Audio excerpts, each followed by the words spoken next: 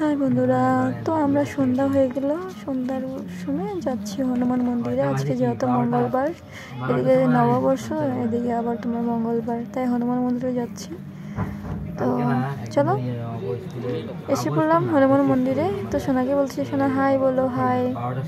তো তোর মন্দির দেখে, লাইট দেখে ওইদিকেও দেখছে। তো এখন ধূপকাঠি জ্বালাবো।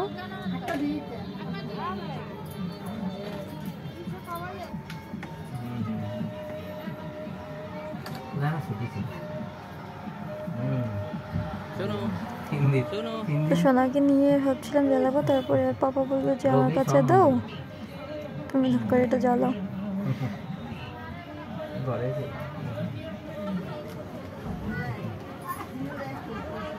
আমি এদিকে ধূপকাঠিটা বের করে নিচ্ছি।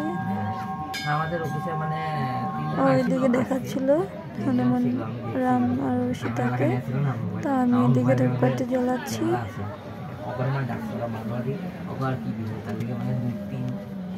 সবাই জানে আমার খালি 2 জন না 3 জন গেছে হাফ বেলা করার জন্য, লাঞ্চের পরে মানে আর লাঞ্চ অব্দি করছে।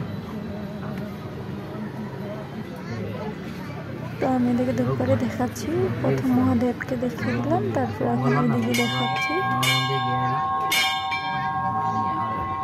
আর ঘন্টিটা বাজিয়ে নিলাম, খুব বড় ঘন্টি, বাজাতেও বেশ ভালোই লাগে, তাই বাজিয়ে নিলাম প্রথম। প্রণাম করে নিলাম, তারপরে হনুমান মন্দিরের ভিতরে ঢুকে এখানে প্রণাম করে নিলাম।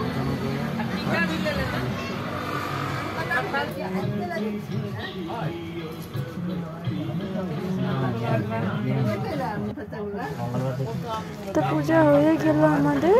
পূজা অনেক ধূপকাঠি জ্বালিয়ে দিলাম। তো আমরা এখন আবার বাড়িতে বের হয়ে গেলাম যাওয়ার জন্য। তো এতটুকু আজকের জন্য বন্ধুরা, বাই বাই।